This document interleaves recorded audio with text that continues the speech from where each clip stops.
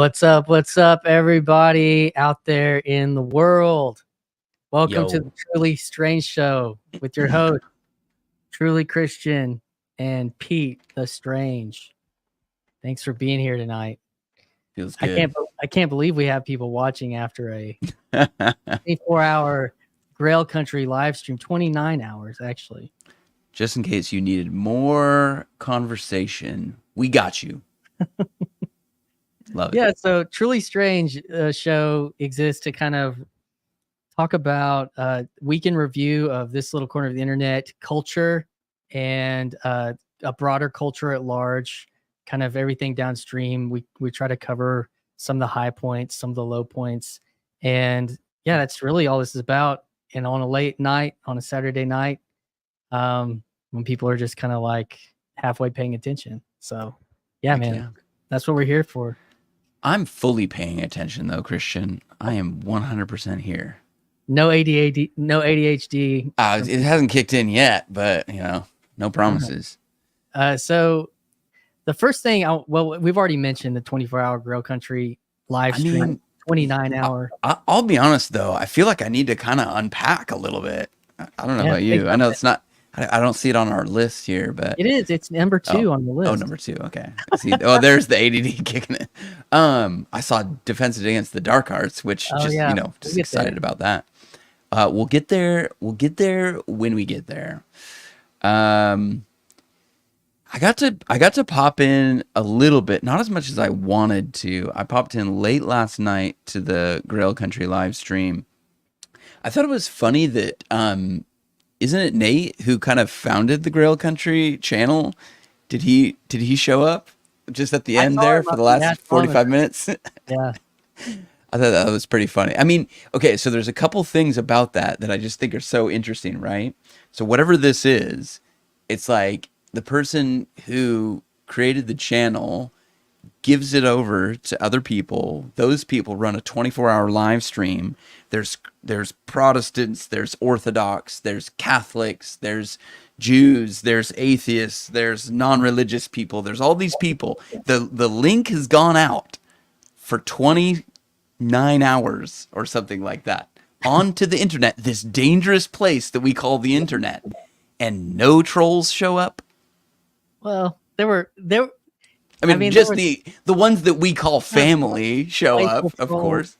I would say playful atheist trolls, not like hardcore, just like the people that are actually like trolls. Conversant, they're not just screaming, So yeah, this says, Nate, Sherry, and Michael Lightly founded the channel. Okay. Nate, this is Lance, who's a moderator on there. Nate is the major driver, so he had to maybe at least give like a nod to it. But he's busy planning the North Estuary stuff. Nate, Sherry, and who?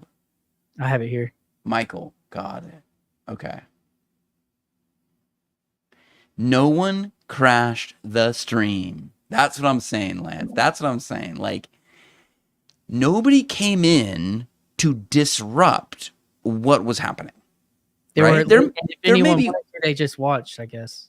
Yeah, I mean, there might have been cantankerous moments. There might have been moments of even frustration. I don't even know. Like the parts that I caught though, it was just like flow. It was a flow.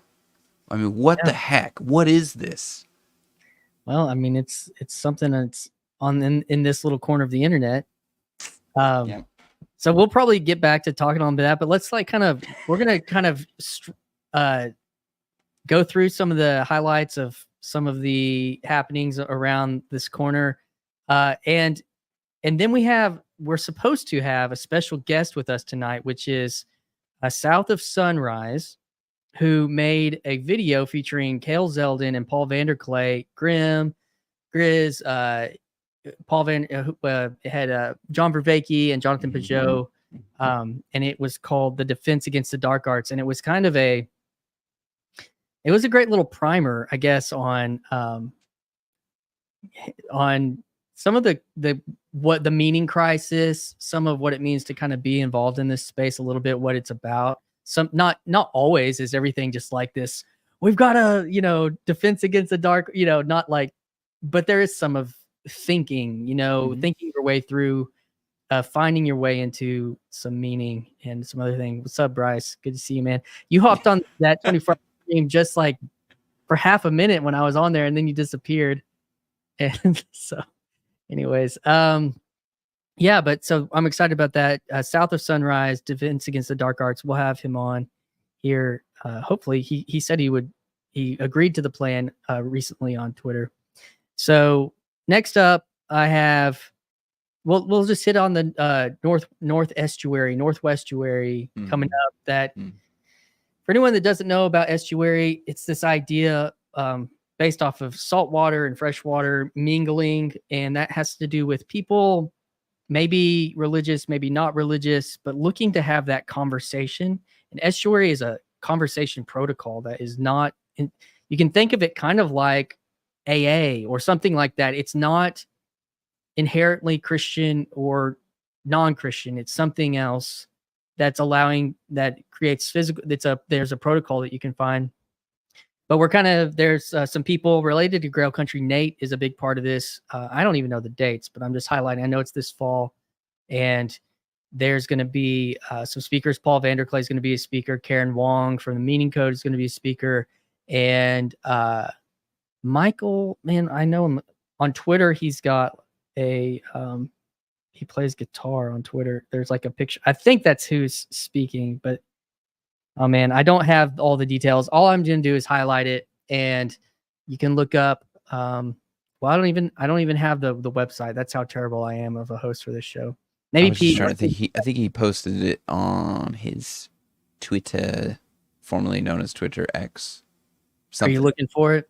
I was looking for it. I think it's down a while. But yeah, So follow Grail Country. Yeah, Nate on Grail Country he's really kind of putting some energy behind it on X. So it's going to be a really good way to embody a lot of the spirit of this little corner up there. Like I said, Paul's going to be I'll here. link in the chat for y'all what I got. Let's see. I think. So moving on, I don't have great context for how this is in the old corner, but Jacob Federecci has come and started playing again in this corner from his sphere, his Jordan Peterson sphere. And there's a story behind some of all that I don't really care to get into. But speaking of no trolls or trolling lightly, on the 24-hour Grail Country stream, T Grog, who is he calls himself a materialist. He's always poking at the problem of evil and suffering in the world and lack of some kind of documented miracles or something like that. But he hangs around. He's been around since I started hanging around in the corner, and he's having a conversation with Jacob Federecci over on Jacob's channel right after this. It's scheduled for 11 p.m. So we'll remind y'all to head over there. But that's something that's kind of coming out of there. Let's see. I wanted to highlight Chad's channel, Friday Morning Nameless. He had a second conversation with Jordan Hall this week that was honestly very beautiful and candid. It was good. And then he and Neil had a really fascinating conversation with Rick Walker. And the Rick Walker history in the TLC is kind of interesting. Are you aware of the drama, Pete? I was on that stream. Yeah. No, I fully popped it because it was you got the sense that yeah, something was happening, almost like this 24-hour or even the 15-hour before that. You kind of go, oh man, I want to, even if I just sit around, like I feel like I want to participate in this, and it was instantaneous when Paul introduced Rick. And I think it just had to do with how it was phrased and how did Rick really find us and what's his motivation, and it was just, there was enough chat going on as Rick and Paul talked that by the time Paul opened up the link, it was like, da, da, da, da, da, da. But it was cool. It was like an immune response, It was like, wait, whoa, foreign body, what are we doing? And then it's like, I think we've figured Rick Walker out a little bit There's more. no millionaires in this little corner. Yeah. Like, how do you, is that a hotel you're in? Are you sitting in a hotel lobby? Or is that your Millionaires, house? Is that your house? If that's millionaires your, don't play in this little corner of the internet. if that's your house, I am suspicious, so it was just funny. But It but that's so true of that's the thing that Paul does, the thing that this little corner does is it finds people, it draws people in. There's no, I mean, again, just like this 24-hour live stream, it's like there's this mixing going on of people that in a world of echo chambers and tribalism, we have this TLC that's like rich, poor, Orthodox, Protestant, Catholic, Jew, atheist, non-religious. Like, you show up, and how do you explain that other than a move of the spirit? That's my thesis, but maybe we'll unpack it later.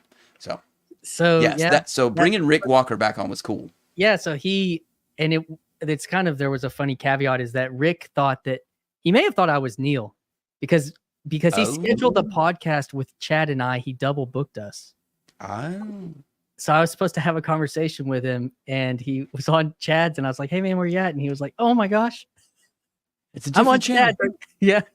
So that's how close he was paying attention, but that's fine. I think he's we're gonna talk again in a few days, and I think that's interesting, and it goes into this a thesis that I've been playing with, which is Scenius, as an idea about how scenes that I picked up from Jordan Hall, how scenes develop, and scenes like they start out with fringe true believers, and what's up, Joseph, and then it gets more popularized by more mainstream type people. And you can look at like music scenes where this has happened. Mm-hmm. And the way they're talking about it as a kind of a sociological pattern or phenomena. Like an egregore? Well, kind of, but just that at certain point, the interesting thing that people on the fringe are doing, people not on the fringe are get interested in. Right. And Rick is not on the fringe. Yeah. He's interested, and he gave $100 to the Grail Country stream. Yeah. He did $150 super chat. All right. Yeah, go ahead. I'm still unpacking this 24-hour live stream because think about it, like, so I've watched, not the whole 24 hours or 30, but there are people who will do 24-hour, 36-hour live stream subathons, or they'll do it to raise money for something that they're raising money for. There's a reason they're doing the 24-hour live stream. Grail Country did a 24-hour live stream to talk to people. Yep. They're not trying to raise money. There was no like agenda. There was no fundraiser going on. There was a little Northwestuary at the very beginning. Okay. Yeah. A little bit of estuary. But like that's essentially, it's adjacent to the whole conversation of what is TLC, right? It's like, there's estuary is sort of part of that, but yeah, I mean, there's no real, it's just like, we're going to talk for 24 hours or more.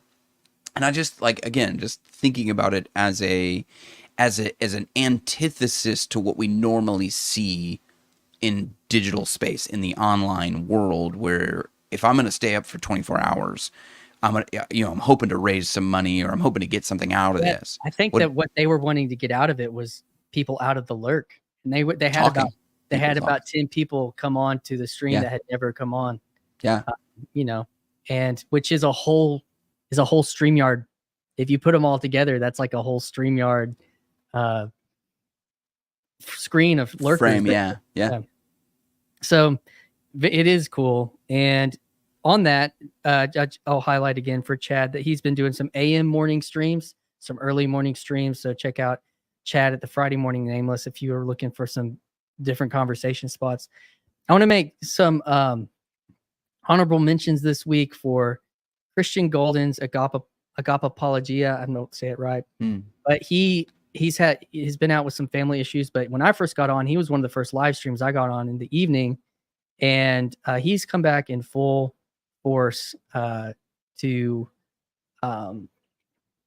with some content this week, and it was kind of like interfaith stuff. So Yeah. Christian Golden is his name. And then a couple of people have started channels up, which with the help and support of Jacob Federecci. One is Mark. He's on, I can't remember his last name.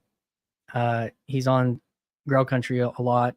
He's an older gentleman, distinguished gray beard. And he had a really interesting conversation with Jacob about, he calls himself like a progressive politically, and he's playing around in the space. And then David, I called him Bougie David because I can't remember how to pronounce his last name, but he started a channel called Fully Alive, and they hang out on Jacob's channel a lot. And I just wanted to give them some shout outs. So Pete, let's look at what you have present. What did you get going on this week, and what do you have coming up this week? Yo, you know, things are a little weird. Let me see. Do you want me to share my screen here? Yeah, let's do a little promo. Where to even begin? It's, well, okay. You know, we'll go a little on the lighthearted side. Let's see. Okay. While you're getting that queued up, I want to remind people that we have South of Sunrise, who made the Defense Against the Dark Arts, in the virtual studio backstage right now. And we're going to give them a little interview. I need to go quick. Yeah, that's what I'm giving a little. Well, so I loaded it, but maybe you need to let it on. Okay. You have control. Okay. So this is Louis Markos. You can think of Lou Markos as it's almost like a Martin Shaw. He teaches at Houston Christian University, colleague of Nancy Pearcey. He was actually just on Socrates in the City with Eric Metaxas. So I'm like super honored that he would come and chat with me for an hour. Just really vibrant human being, and just full of life and energy for classics, for just the connection between ancient myth and the person of Christ, and sort of what that means for us. And then I don't know if you guys saw this, the Christianity Satanism situation. So Duncan Trussell is on Joe Rogan, and they had a very interesting conversation. I always enjoy their conversations, but at one point Duncan says, well, basically, you know, Satanism is Christianity, like, and it's just like, it kind of, for me, felt like a little bit of a pen drop moment. What was interesting is right about that same time, Jonathan Pageau was on an interview where he talked about the rising Luciferian spirituality. And so I sort of just mashed those two up and kind of put it out there in the interwebs for anybody who's interested in that kind of thing. And that's what I've been getting into. Strange theology. That is, it's very, because we talk about it on, you know, on these live streams, you know, where Christ is, you know, sort of the Antichrist appears, and you see this there's a cultural moment where we're having this revival of Christianity, or re-enchantment of Christianity, and what is also sort of potentially rising up at the same time. So yeah, that's what Pete has over on his channel, and Pete the Strange at Strange Theology Podcast on YouTube and wherever you find podcasts.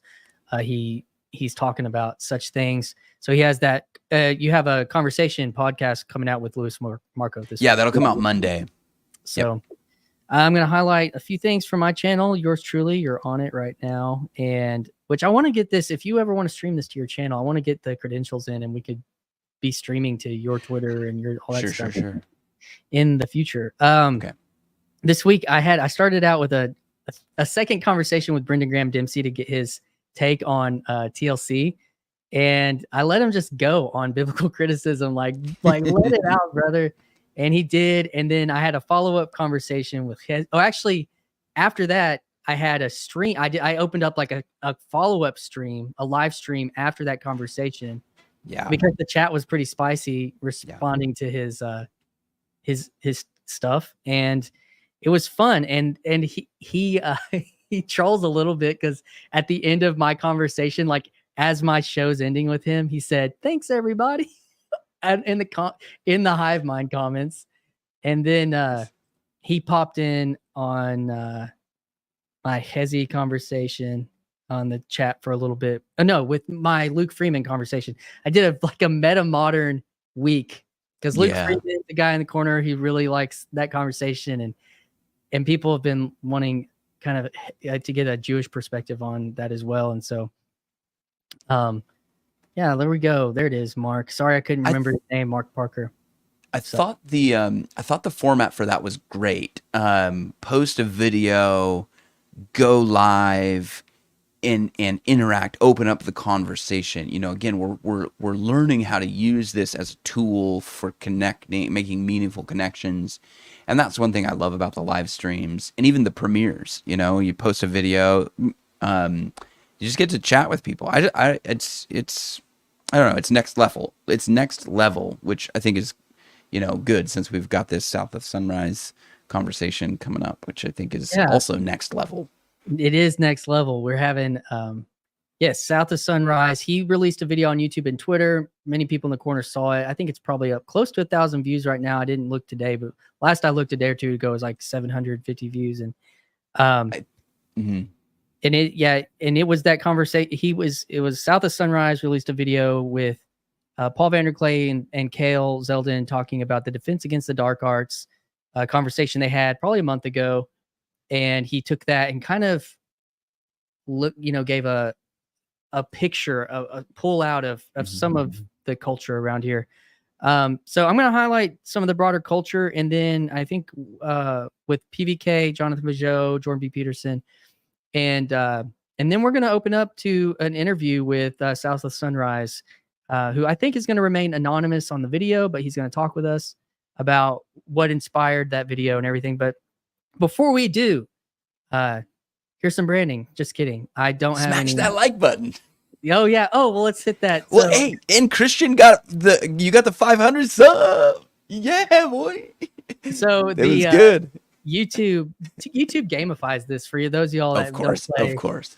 And so you're kind of, that's part of the thing for people. Thanks, Grim. That's part of the thing for people playing is it. They make it kind of a game in your studio. Yeah. You know, if you get this many views and you do this, you can start your memberships. And I'm just like, I'm going to play the game. I'm going to play the game. And so I'm just trying to be honest about that. So sorry, I get my question marks and my exclamation points mixed up. Sorry, in the chat. Grizz, I was just trying to say Grizz, not Grizz. PVK, let's hit PVK, give him some love. And a lot of CRC content this week. I think it's a synod week within the Christian Reformed Church, and Paul's been posting. So, I mean, there's people in this corner that dig it. I haven't been like following along that closely, but he's also done some other kind of, broader culture stuff on Anya Hersey Ali and Richard Dawkins conversation. He does have an upcoming conversation. I think it's this week with John Vervaeke, and he's been reading. It's in his members section, I think, right now.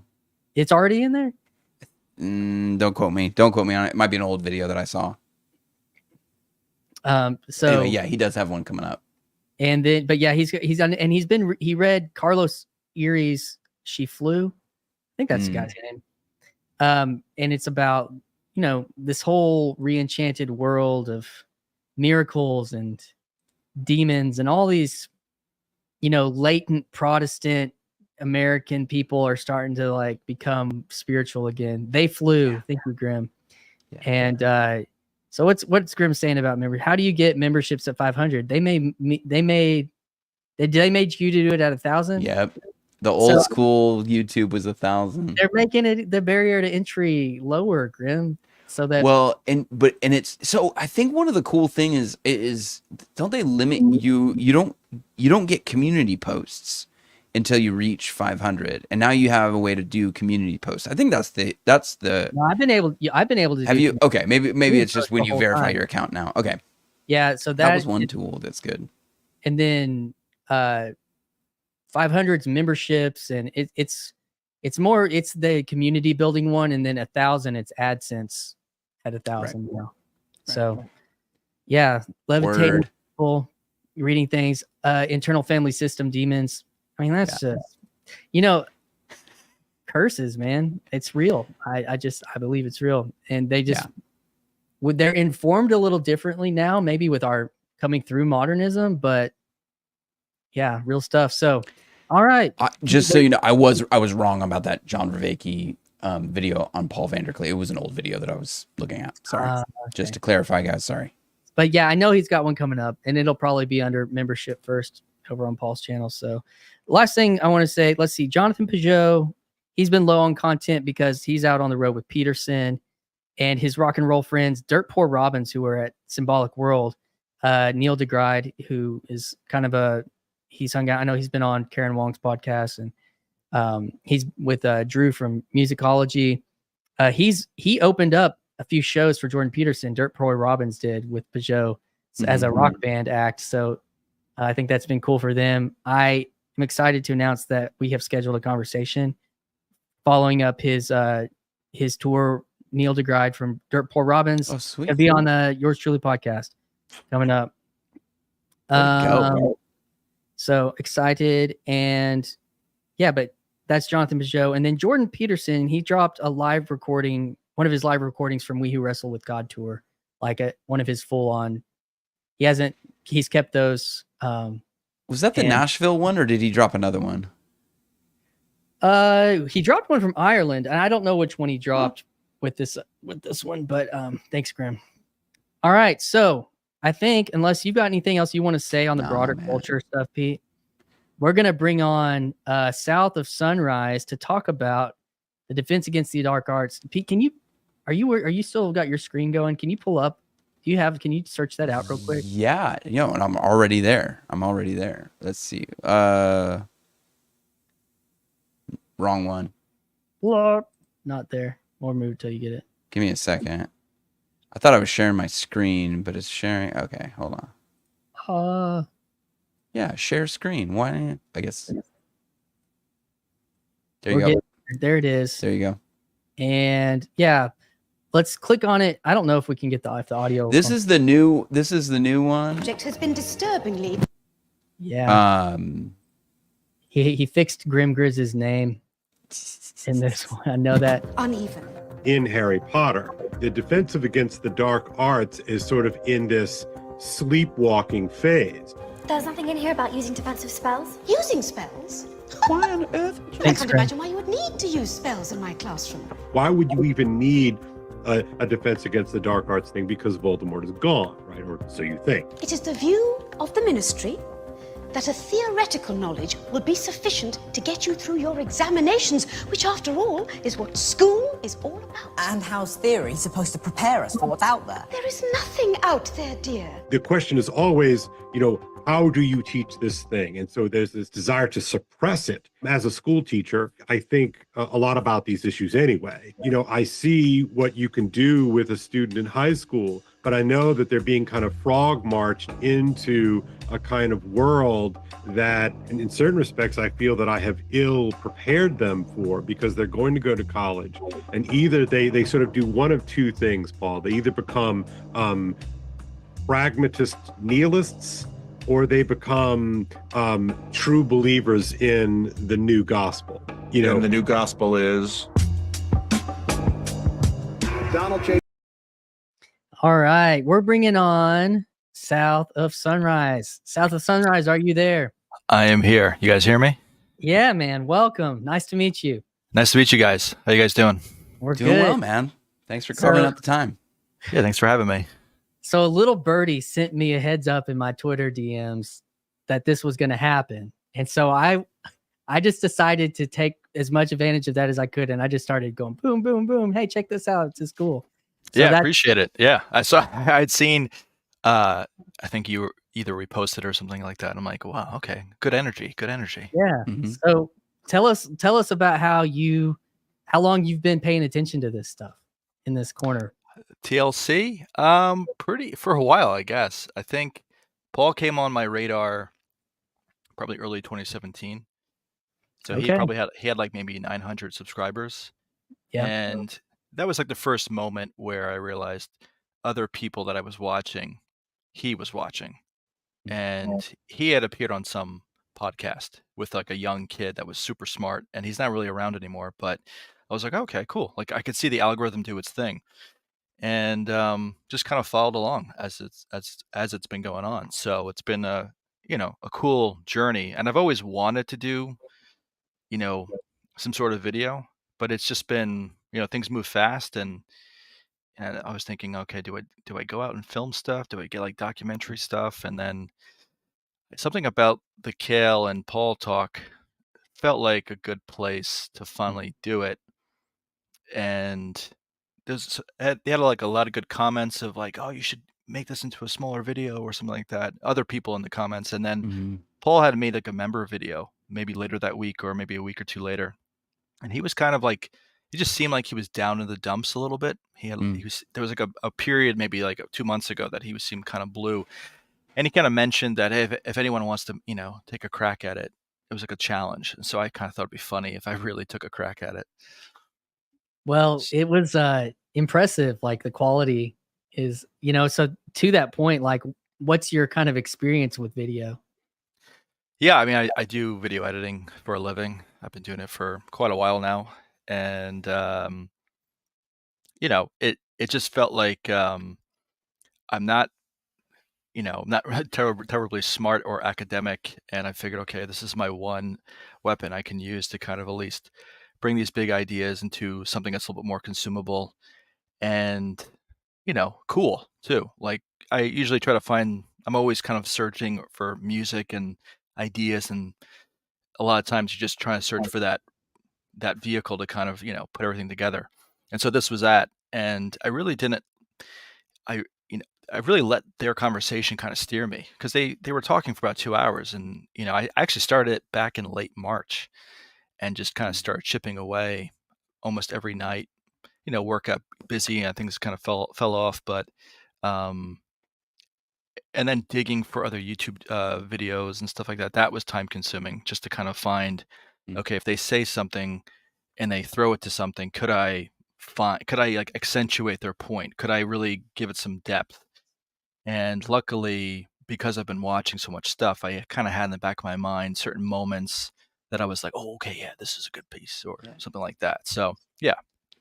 Man, you've got one of the stars of the video, Grim Grizz, is in the chat right now. Nice, Grim. So he said that set bit was chef's kiss. So I what's funny is like I know of Grim. I don't really watch his stuff that much, and so that part where it's talking about set, I'm like, I have no idea what they're talking about. So I really had to really do some digging to kind of really, and a lot of the stuff they're talking about, it's not like I know 110%. A lot of it's kind of like, okay, I know this.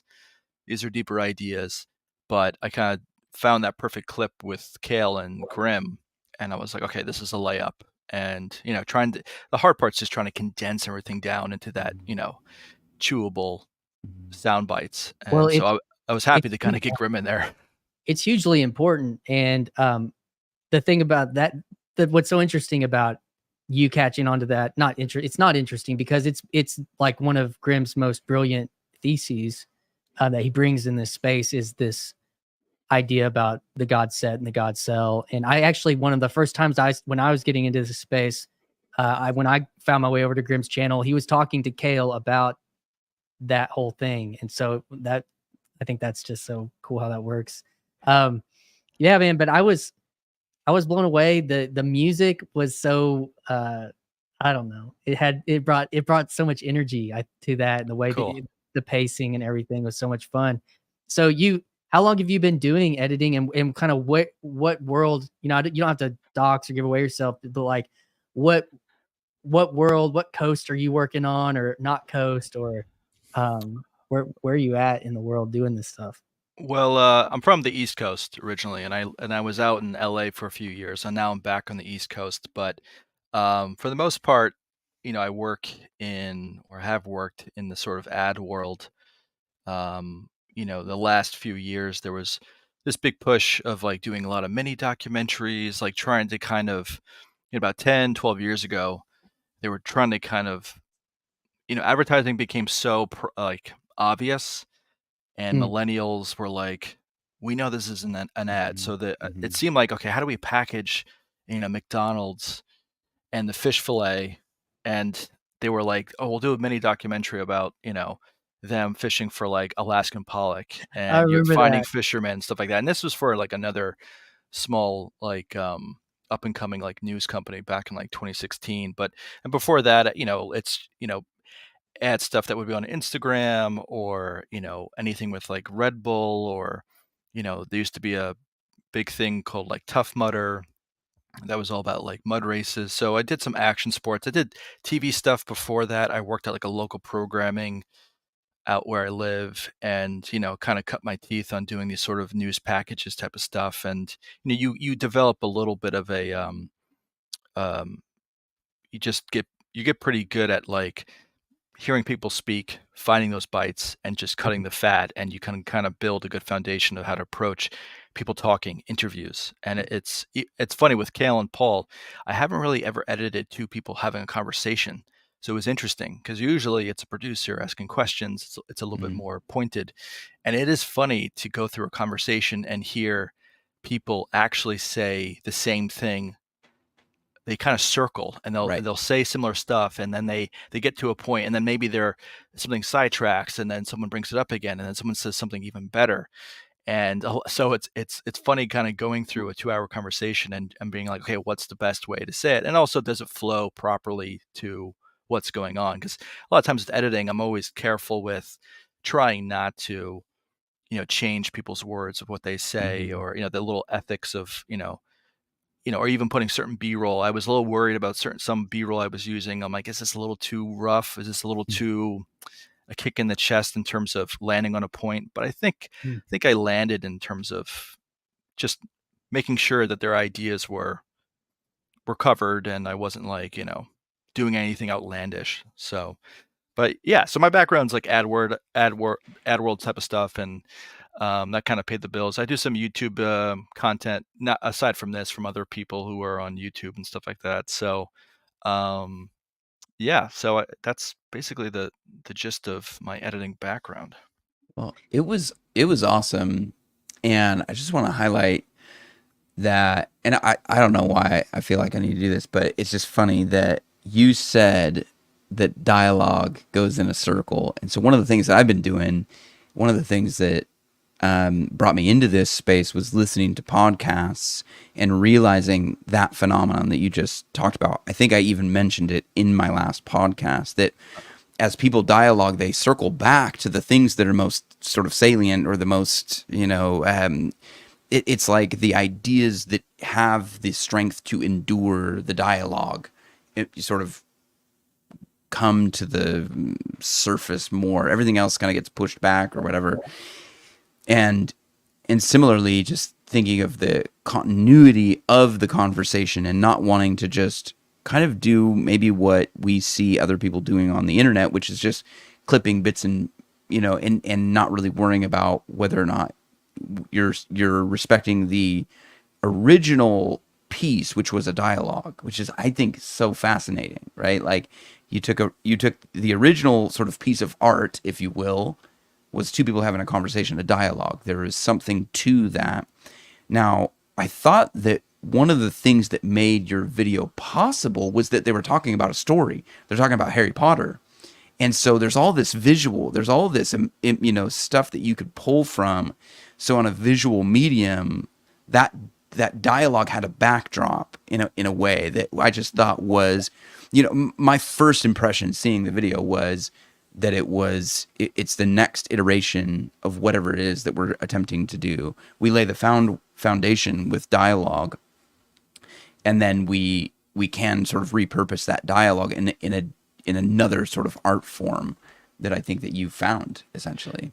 Yeah, the Harry Potter, which is funny about Harry Potter is I've only seen like the first two Harry Potter movies. So that was aside from Grimm and trying to figure out set and where he was coming from, I'm like, oh man, do I have to watch all these movies? And so a lot of it was just kind of like, all right, Google, like, well, what's dark arts? I have no Yeah. idea. And so luckily enough, like that first the video, the bones of the video, that beginning was there for quite a while.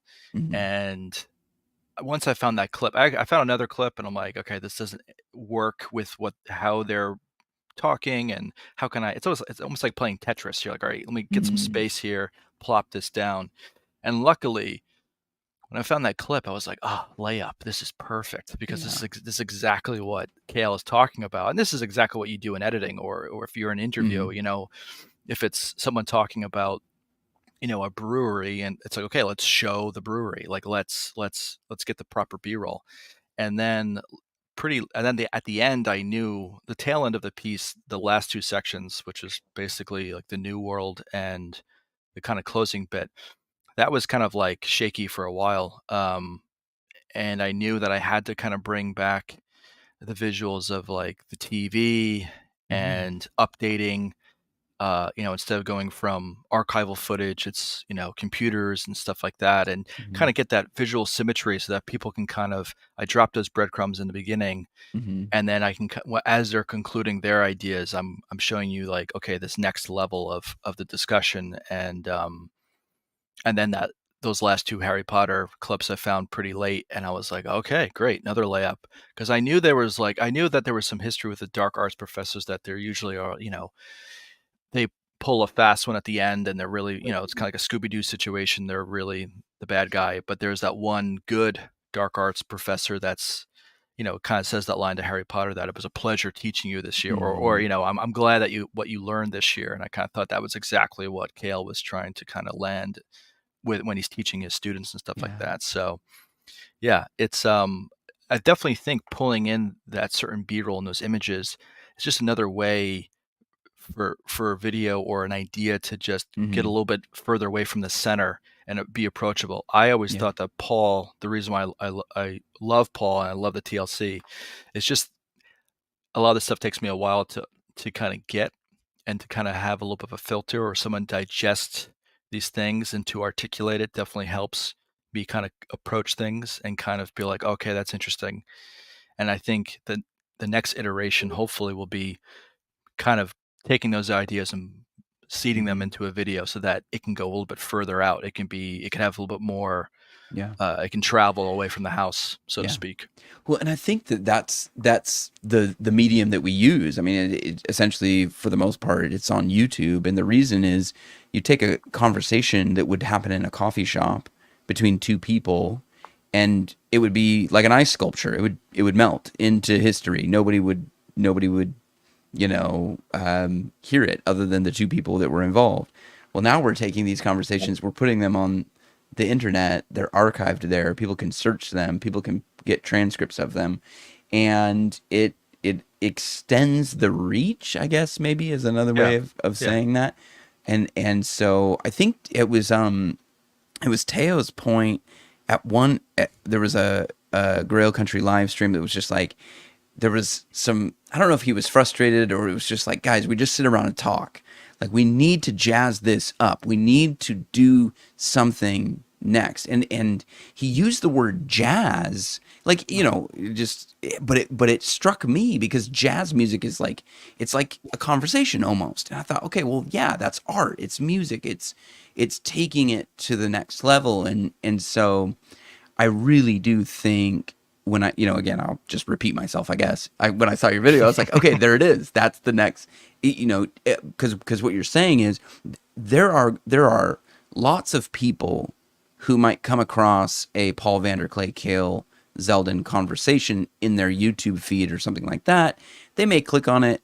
They may hang in there for a second, but because they're not conditioned to endure the dialogue through the medium, they'll probably click off. They'll find something else, and they'll go for sort of low hanging fruit that's entertaining, or something that's a little bit more hollow maybe, and they'll miss the rest of Paul and Kale's conversation. One of the things that I've noticed about doing this is often the best stuff happens. If I'm in an hour long conversation, it's the last 45 minutes Yeah. or the last 15 minutes. The first 45, it's like we're building up. And You're then that warming up. last 15 minutes, it's like, oh yeah, there it is, But a lot of people miss that.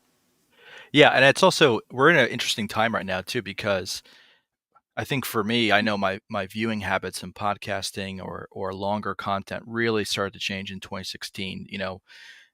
Watching a 3-hour Rogan podcast in 2015 would have been like, I would have been like crazy to do that. And then 2016 really kind of became, at least for me, the thing to kind of just put in the background or watch.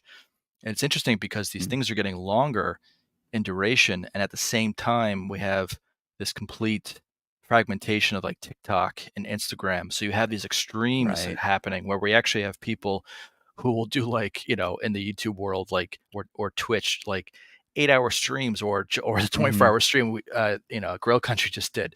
But it's I think the revival of that sort of happy middle of 20 minutes, 25 minutes. Because even if I show people 20 minutes, I think I sent another video I did, not TLC related, I sent to a friend.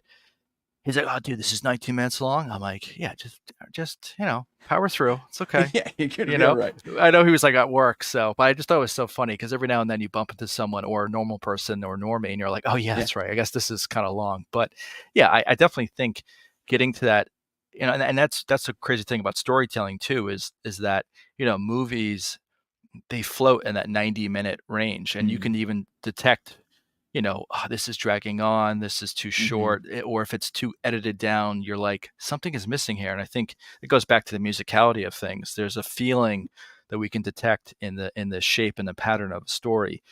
And sometimes with these longer videos, or if Paul's riffing and trying to put some stuff together, he knows himself that this is it's not there yet. It's a little shoddy. And the thing of the power of editing, it definitely is. I know, I've been doing it for a while, and there is a strength there that you can kind of put things together and carry, Paul, and you'll watch the video, well, Paul will say something and another clip will kind of take over. And, it's difficult to kind of do that, but once it kind of lands and clicks, you're like, okay, yeah, this is, it kind of greases the wheels. It makes the process that much smoother to kind of actually absorb what's going on here. And, the problem with this video, at least the challenge was, okay, I know I can't make this completely inside baseball TLC. I need to kind of, have to have a little bit, some areas where, like the part where Peugeot, and I was able to bring in Matthew's, parts of that, because I really want to kind of bring that stuff in there, just to kind of, I was like, all right, if I'm going to do a video, I spent all this time on, let me just start to try to get the greatest hits in here, please. And but there's a few things that I know that will go over someone's head, but if maybe it clings on to them just a little bit, Well, that'd be cool. If it sends them on some sort of adventure, who knows? I mean, that would be great, but who knows? I think that, there are the music mixed with the editing and some of the other visuals, that's what's going to draw people, like we've already mentioned, normies, or people that might kind of, some of the stuff may fly over initially, into some of this deeper meaning space. And I've had conversations with people I met at Symbolic World, that I've continued conversations with, that are in media, that are in this space, that think that there's a lot of gold here. And the question is, how do you distill it? And because into the quote unquote meaning crisis, because I mean, I fully think that we're still, even as long as Peterson's been doing this stuff, 6-7 years now, like when you said you started paying attention with Paul and everything, Rogan, whatnot, it's still pretty niche. It's still like, there are people that are struggling that could use this. There's a lot of people that don't even know. And what's strange is, though, that the people that have gotten involved thus far don't necessarily need polish, but for people that kind of need polish, what you did kind of speaks to that. And even on this, again, I'll kind of riff on this Scenius idea. Like, it represents a norming or a mainstreaming or a popping of, something that's more niche, something that's more fringe, something that's more, down or deeper, or in culture, or whatever you want to call it. So that's what I think was interesting. And Pete mentioned earlier, Teo saying that in one of my first live streams I was in with, Teo, I think, was in the chat, but I was with, Matt C., who's a comic book artist. And we were talking about, like, Peugeot doing his comics and his fairy tales.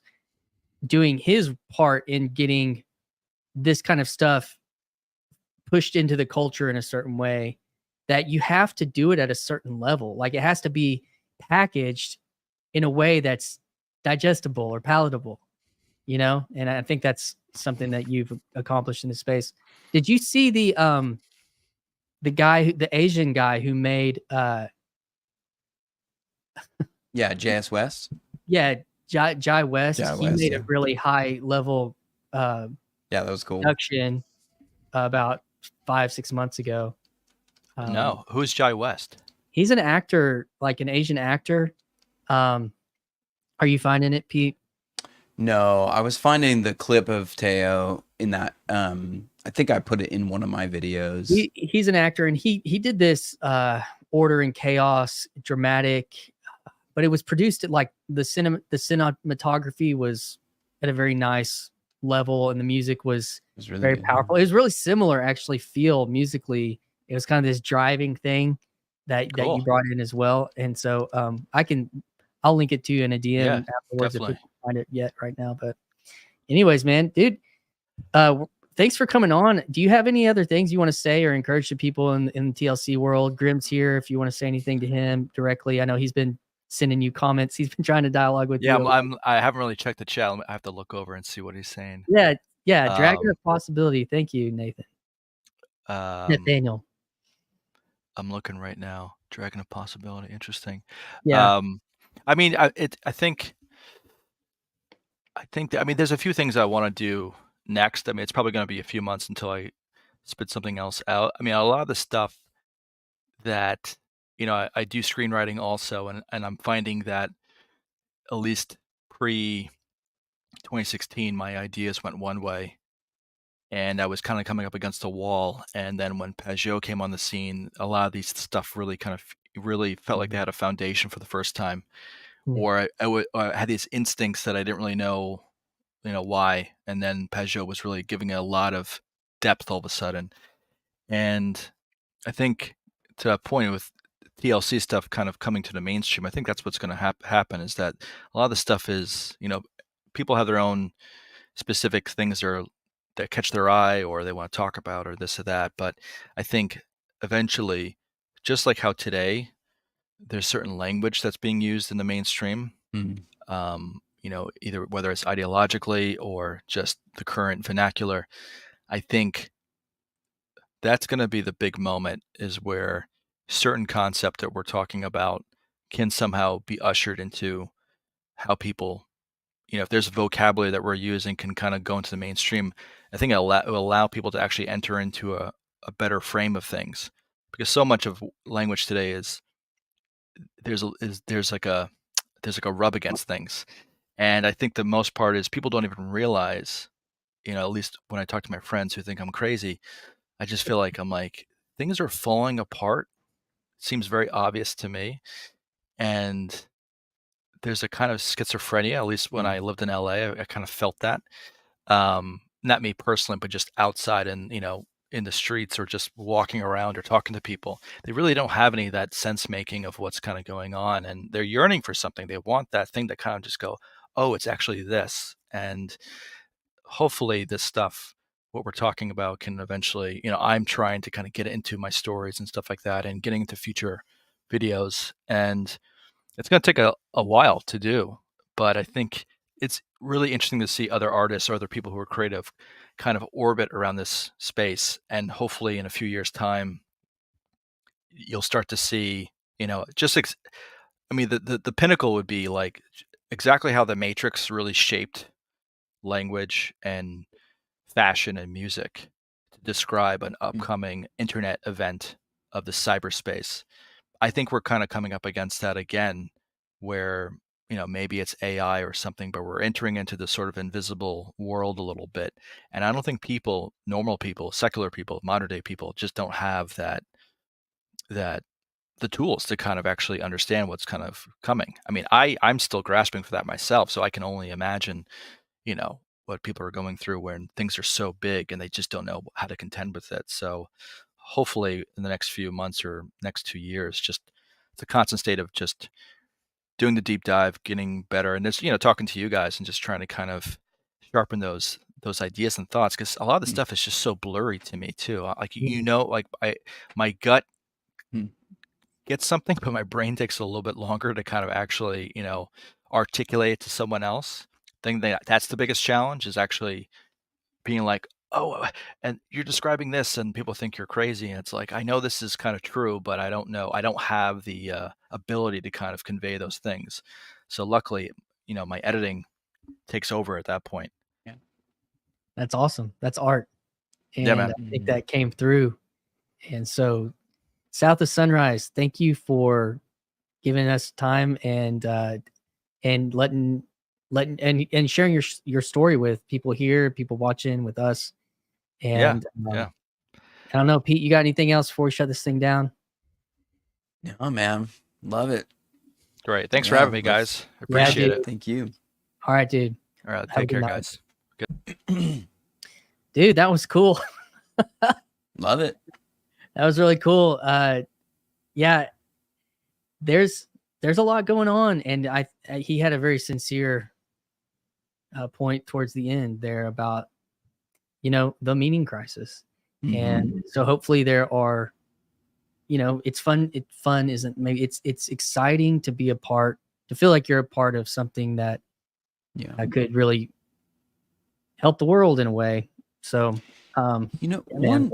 one sort of lingering thought. Cause yeah, Justin Wells, if anybody doesn't know his work as well, like he's got some cool stuff going on. I like his posts on X.